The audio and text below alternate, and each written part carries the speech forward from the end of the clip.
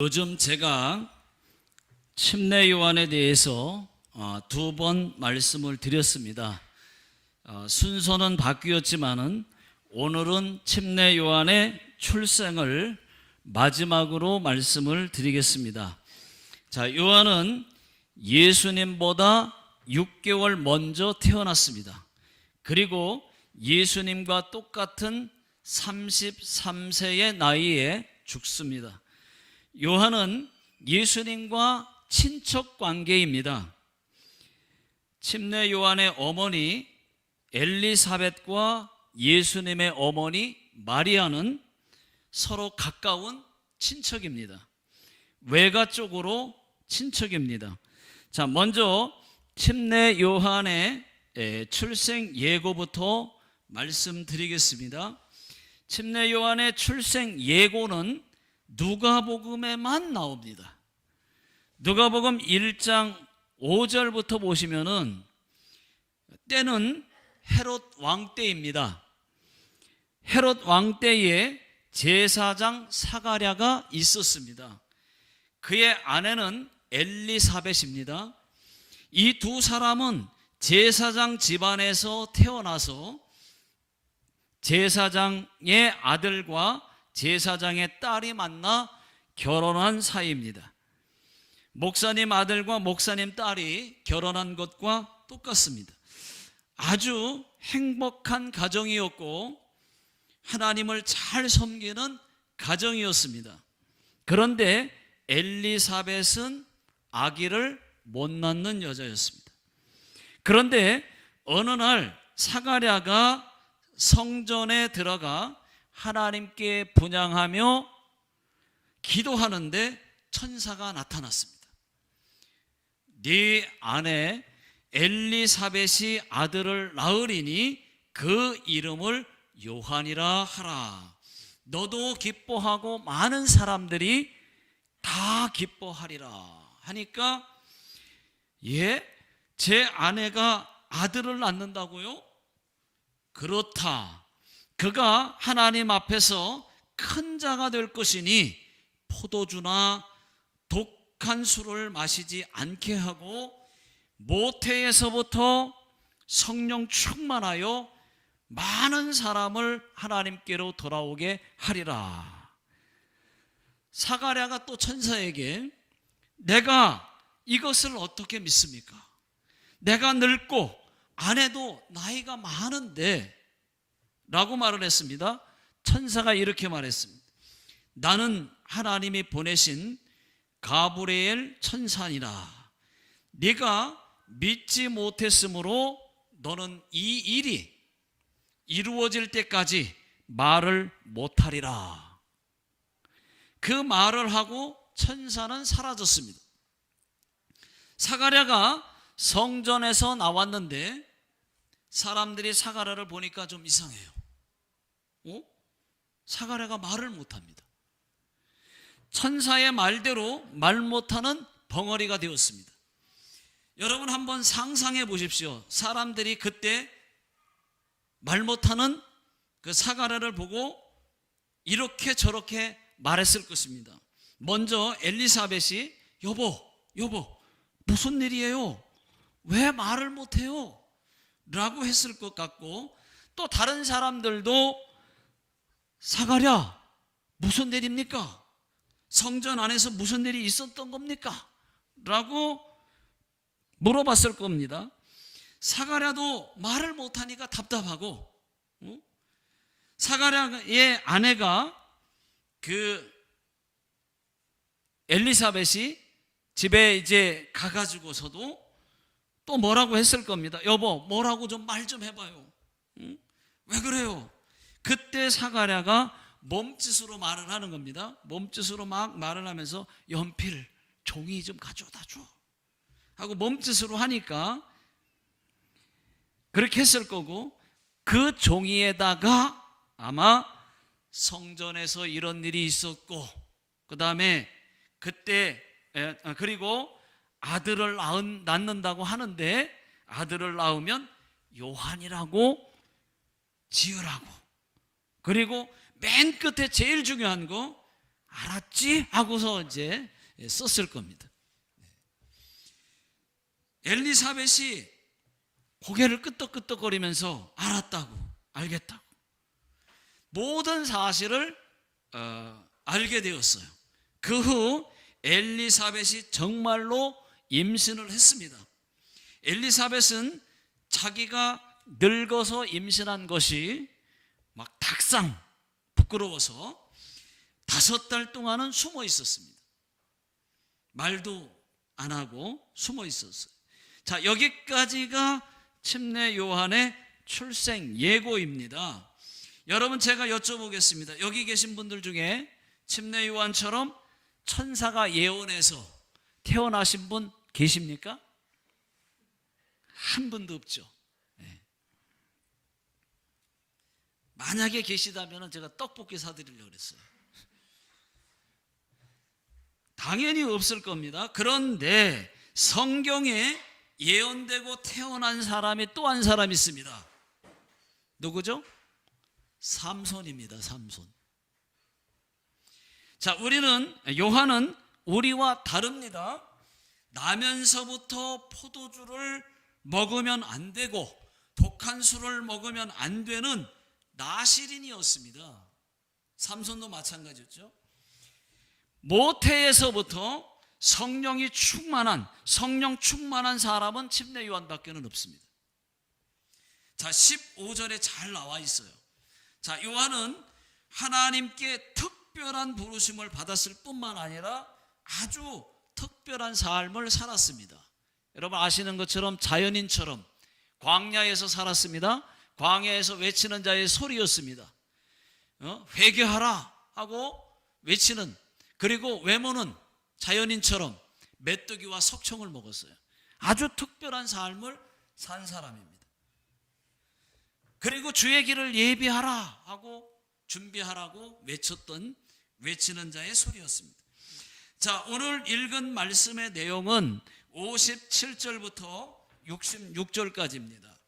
드디어 엘리사벳이 아들을 낳았습니다. 늙어서 아들을 낳았으니 이웃과 친척들이 얼마나 신기했겠습니까? 보러 오고 난리가 났죠. 늙은 엘리사벳이 아기를 낳았다고 하면서 사람들이 아이고 축하한다고 막 하나님의 은혜라고 잘 낳았다고 하면서 축하해주고 함께 기뻐해 주었습니다. 요한이 태어나서 8일째 되는 날 할례를 받습니다.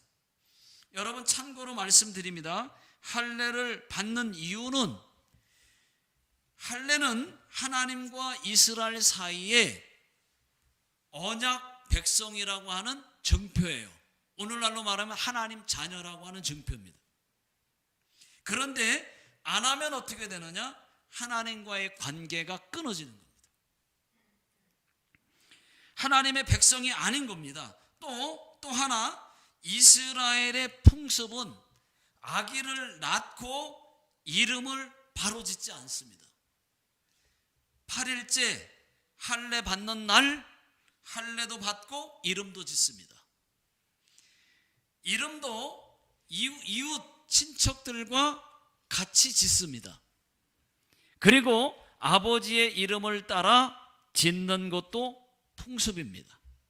자, 오늘 읽은 말씀도 보면 풍습을 따라 이름을 아버지 사가랴로 지으려고 했다는 것을 알 수가 있습니다. 자, 59절 다 같이 한번 읽어보겠습니다. 시작. 8일이 되매 아이를 할례하러 와서 그 아버지의 이름을 따라 사가랴라 하고자 하더니. 자, 이웃들과 친척들이 이렇게 말했습니다. 이 아이 이름을, 아버지 이름을 따서 사가랴라 하지요 하고 말하니까 요한의 어머니 엘리사벳이 안 됩니다. 안 됩니다. 요한이라고 할 것입니다. 하니까 사람들이 갑자기 고객님 당황하듯이 많이 놀래서, 무슨 말이야? 네 친족 중에는 요한이라는 이름이 없는데 무슨 말이야? 없지만 그래도 안 됩니다. 요한이라고 지을 것입니다. 어허, 이 사람들. 그러면 사가랴에게 한번 물어봅시다. 응? 사가랴, 아들 이름을 사가랴로 하는 게 어때요? 라고 물으니까 사가랴가 고개를 절레절레 흔들더니 몸으로 막 서판을 가져오라는 거예요. 서판 다 가져오라고. 그래가지고 가져다 주니까 서판에다가 그 이름을 요한이라고 딱 쓰는 겁니다. 사람들이 다 놀랍게 여겼다 그랬습니다. 성경에 보니까. 그 순간 사가랴의 입이 열리고 혀가 풀리기 시작했습니다. 입이 열리자마자 요한이라니까 라고 말했는지 까무시레 마세 잘 모르겠습니다. 자, 사가랴가 다시 말을 하게 되니까 얼마나 감사한지 하나님께 찬송을 했습니다. 사람들도 사가랴가 말을 한다고 막 기뻐하면서, 모두가 기뻐하면서, 야, 이 아이가 장차 어떻게 될까 하면서 놀랍게 생각했다고 성경은 말하고 있습니다. 자, 여기까지가 오늘 읽은 말씀의 내용입니다. 자, 여러분, 오늘 이야기는 침례 요한의 이야기가 아니에요. 요한이 태어날 때 있었던 일입니다. 아버지 사가랴의 이야기라고 보시면 돼요. 저는 오늘 말씀에서 네 가지를 말씀드리겠습니다. 자, 첫 번째는 요한의 부모는 말씀대로 행했습니다. 자, 6절을 다 같이 한번 읽어보겠습니다. 시작. 이 두 사람이 하나님 앞에 의인이니 주의 모든 계명과 규례대로 흠이 없이 행하더라. 사가랴 부부는 하나님 앞에서 의인이었다고 말합니다. 의인, 여러분, 의인이라고 하는 말은 종교적 의미가 있습니다. 단점도 없고 실수도 없는 그런 완전한 자라는 말이 아닙니다. 보통 우리와 똑같은 사람인데 오직 하나님만 사랑하고 오직 하나님만 경외하고 믿음으로만 살려고 애쓰고 힘쓴 사람이 바로 사가랴와 엘리사벳이었다는 말입니다. 그게 의인인 거예요. 의인. 저와 여러분들도 연약하지만 사가랴와 이 엘리사벳처럼 의인, 오직 하나님만 사랑하고 하나님만 경외하고 믿음으로 살려고 노력하는 자들 다 되시기를 주의 이름으로 축원합니다. 또 사가랴와 엘리사벳은 모든 계명과 규례대로 살았습니다. 말씀대로 살았다는 말입니다. 왜 오늘날 여러분 많은 교회들이 인정받지 못합니까? 교회가 말은 잘 하는데 실천하지 않기 때문입니다. 행함이 그만큼 말씀대로 사는 것이 적다는 얘기예요. 약하다는 거예요. 그리스도인들도 마찬가지입니다. 말을 얼마나 잘해요? 예수 믿는 것들은 말만 잘한다고. 자, 그런 말을 듣지 않습니까? 그 말은 뭐예요? 그렇게 살지 않는다, 그 얘기입니다. 우리는 믿음은 말하는데 진짜 믿음이 없어요. 약해요. 정말 약해요. 믿음을 써야 될 때 못 써요. 사랑도 말은 하는데 사랑도 없습니다. 약해요. 아주 사랑 못해요. 용서해야 되는 줄 아는데 용서를 못해요. 물론 잘하시는 분들도 계십니다. 여러분, 왜 그리스도인들이 능력이 없습니까? 하나님의 능력이 부족한 것도 아니고 말씀이 잘못된 것도 아닌데 왜 그리스도인들이 능력이 없고 힘이 없습니까? 그 이유는 성도들이 하나님 말씀대로 말씀에 순종하지 않기 때문입니다. 그리고 또 하나, 하나님 말씀을 읽지 않기 때문에 능력이 없는 거예요. 성경이 집안에 처박혀 있습니다. 야고보서 2장 26절 다 같이 한번 읽어보겠습니다. 자, 시작. 영혼 없는 몸이 죽은 것 같이 행함이 없는 믿음은 죽은 것이니라. 말씀을 듣고도 말씀을 읽고도 행함이 없으면 믿음 없는 겁니다. 그 믿음은 죽은 겁니다. 여러분, 우리 인생은 일회용입니다. 일회용. 한 번밖에 없는 인생, 원 없이 하나님 말씀대로 살다가 후회 없으시기를 예수 능력의 이름으로 축원합니다. 자, 두 번째는 침례 요한의 아버지 사가랴가 그래도 의인인데 한 번 의심을 했습니다. 자, 18절 다 같이 읽어보겠습니다. 시작. 사가랴가 천사에게 이르되 내가 이것을 어떻게 알리오? 내가 늙고 아내도 나이가 많으니이다. 나이가 많은데 어떻게 아기를 낳겠다는 말입니다. 낳겠냐는 거예요. 천사의 말을 믿지 못했어요. 의심했습니다. 여러분, 사가랴가 누구입니까? 6절에 하나님 앞에서 의인이라고 했습니다.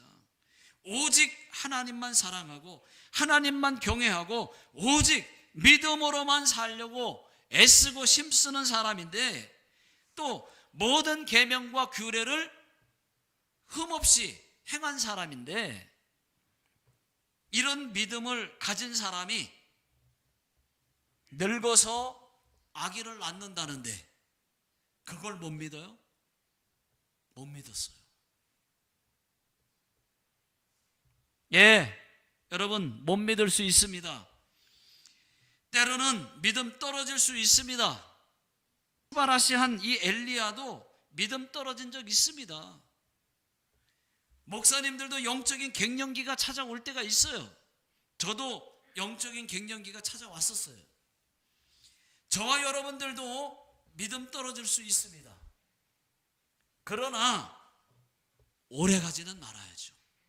이게 중요한 거예요. 믿음 떨어진 채로 계속 오래 가네? 안 되는데 계속 오래 가네? 헤어나오질 못하네? 그게 아니고 침례 요한의 아버지 사가랴도 의인인데 그럴 때가 있다 말이죠. 떨어질 때가 있다. 여러분들도 떨어질 때가 있어요, 믿음이. 그런데 오래 가면 안 돼요. 오래 가지 않았거든요, 다들. 금방 일어나는 거예요.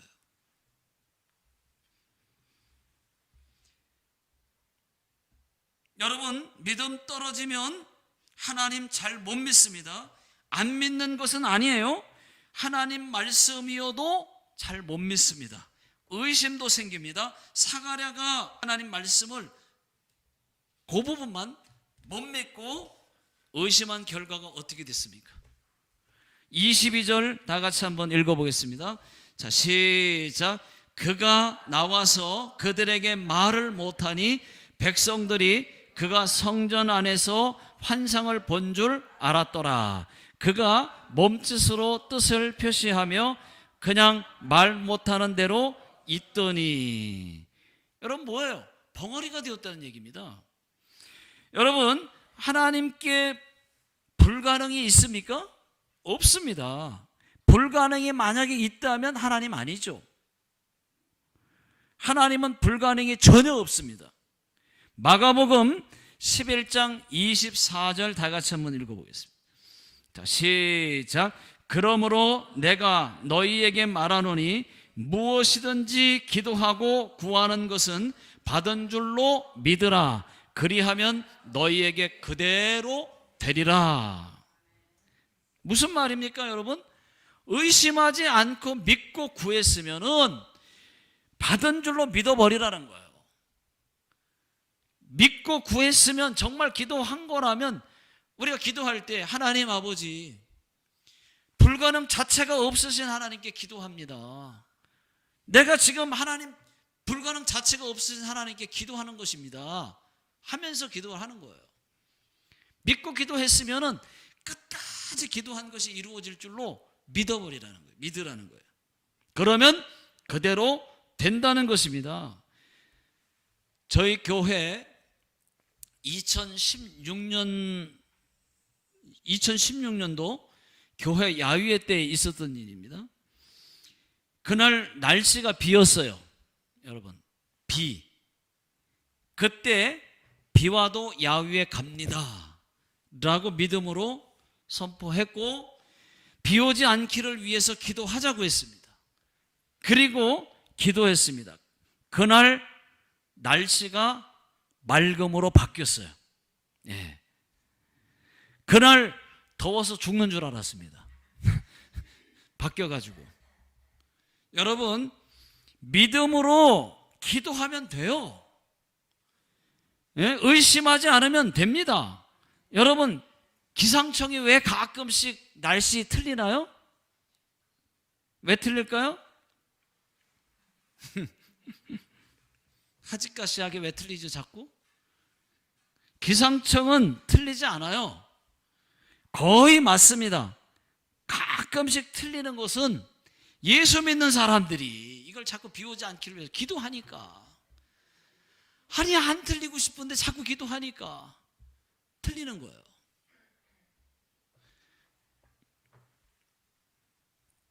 여러분, 기도 응답이 잘 안 되십니까?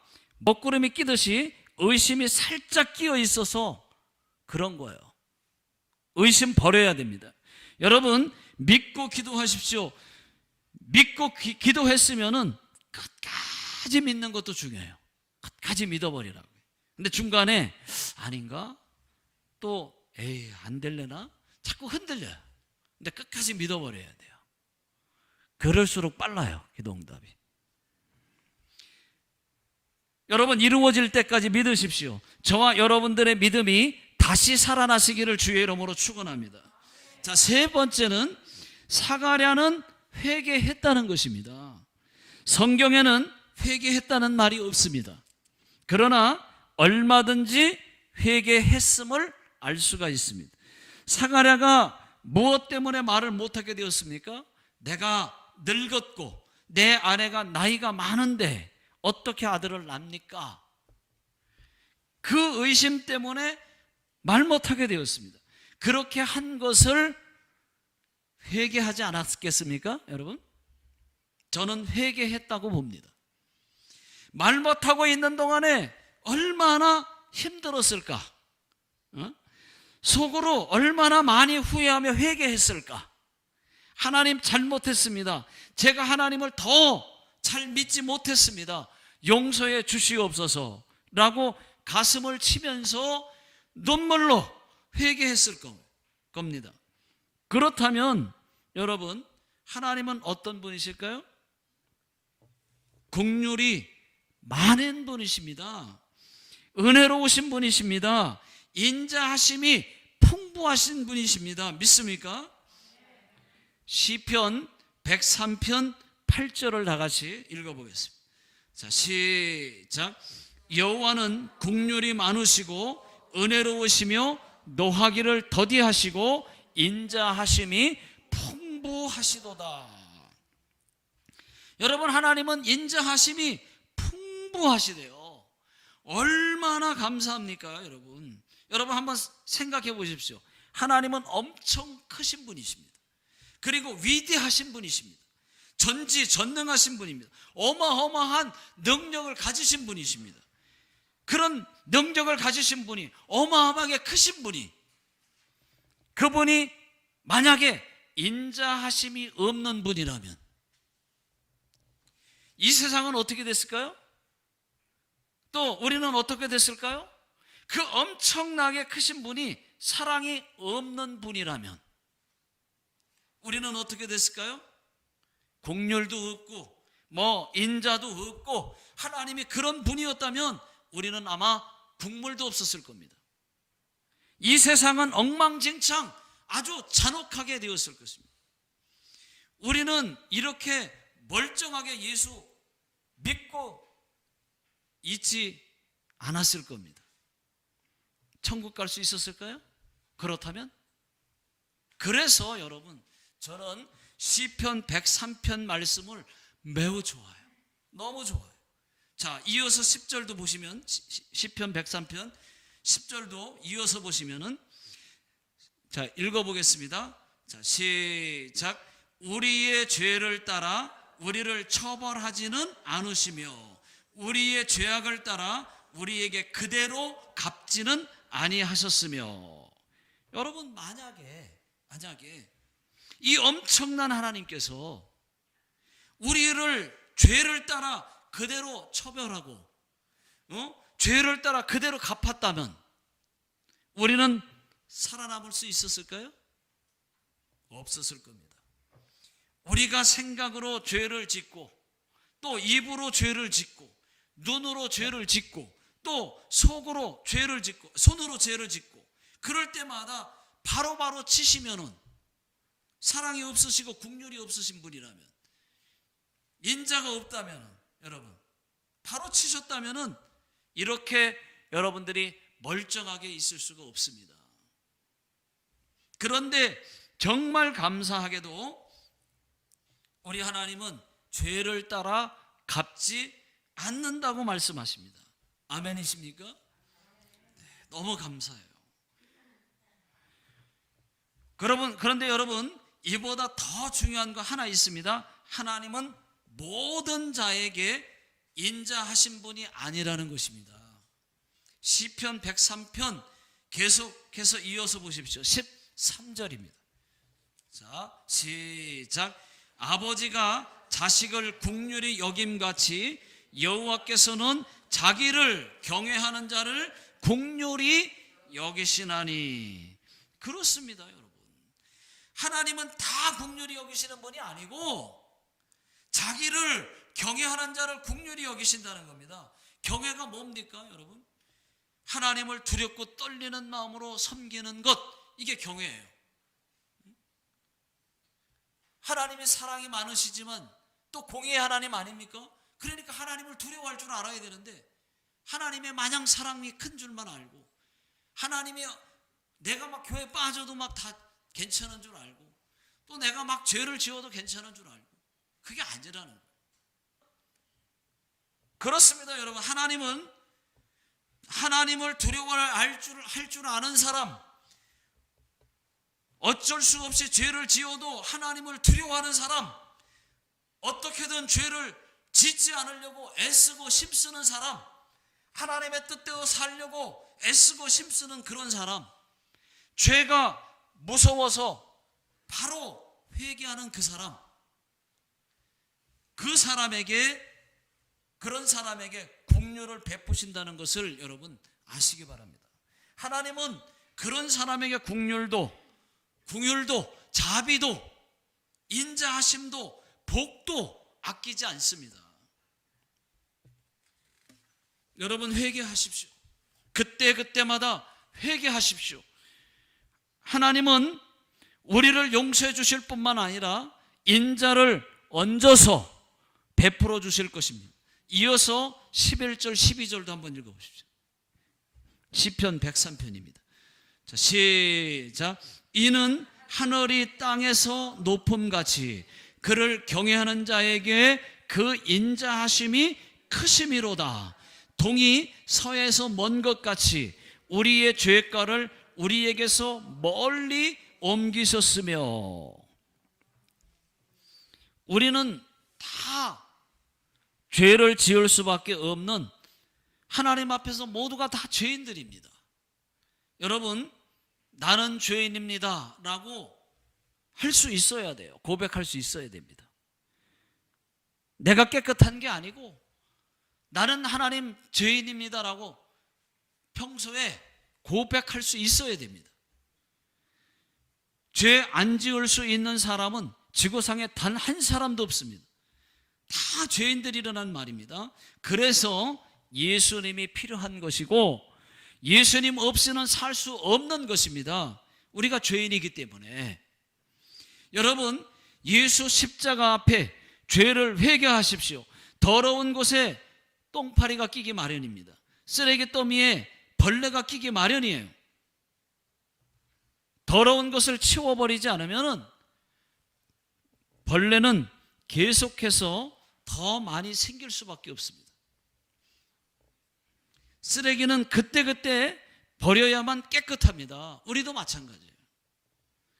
우리의 죄를 그때그때마다 회개하지 않으면, 더러운 죄를 버리지 않으면 죄가 쌓이고 또 쌓여서 마귀의 놀이터가 될 것이고, 마귀가 대놓고 역사할 것이고, 마귀의 밥이 될 수밖에 없습니다. 여러분, 죄가 쌓였어요. 죄를 졌는데 회개하지 않으니까 자꾸 쌓여요. 만약에 회개하지 않은 죄는 천국에 그대로 가지고 가야 되는 거예요. 해결하고 가야 되는데 갖고 가야 돼요. 그럼 어떻게 되겠습니까? 그 많은 죄를 다 가지고 하나님 앞에 서시겠습니까? 여러분, 무엇을 하기 전에 먼저 기도부터 하십시오. 기도할 때는 회개부터 하십시오. 밖에 나가면 먼지가 묻기 마련입니다. 살다 보면 죄도 짓게 됩니다. 나도 모르는 죄를 짓게 됩니다. 정말 안타깝지만 알면서도 죄를 짓습니다. 그럴 때 여러분, 회개 잘하는 사람 되시기를 축복합니다.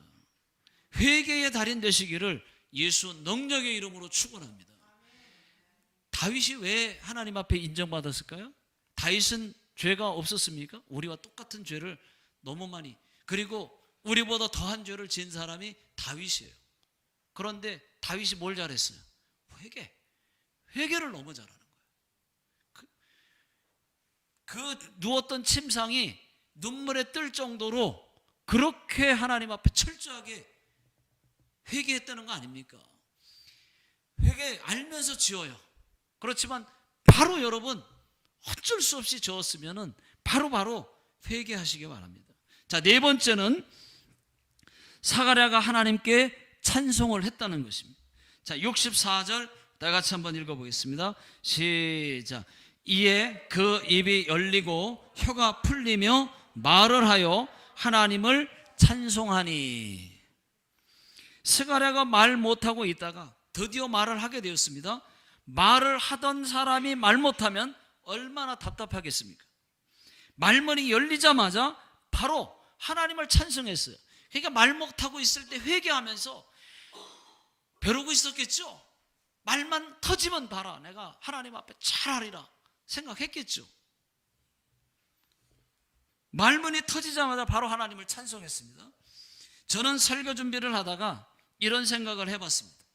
하나님께서 저와 여러분들을 사가랴처럼 1년만 말 못하게 하신다면 어떻게 될까?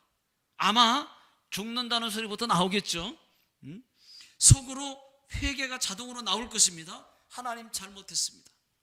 하나님, 저 말하고 싶어요. 말 못하니까 미치겠어요. 다시는 의심하지 않겠습니다. 다시 말할 수 있게 해주신다면 이 입으로 하나님을 죽을 때까지 찬양하겠습니다. 죽을 때까지 기도하겠습니다. 또 죽을 때까지 감사하겠습니다. 그뿐이겠습니까? 말만 하게 해주신다면 이 입으로 은혜로운 말만 하겠습니다. 남의 말은 절대로 하지 않겠습니다. 이렇게 여러분 하지 않았겠습니까?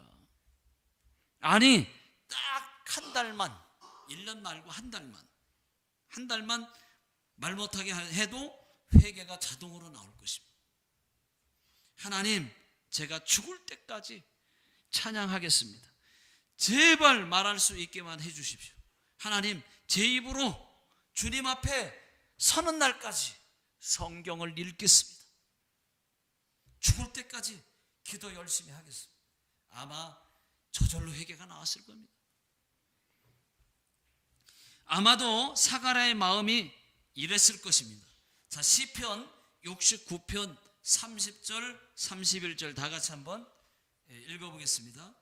시작. 내가 노래로 하나님의 이름을 찬송하며 감사함으로 하나님을 위대하다 하리니 이것이 소 곧 뿔과 굽이 있는 황소를 드림보다 여호와를 더욱 기쁘시게 함이 될 것이라.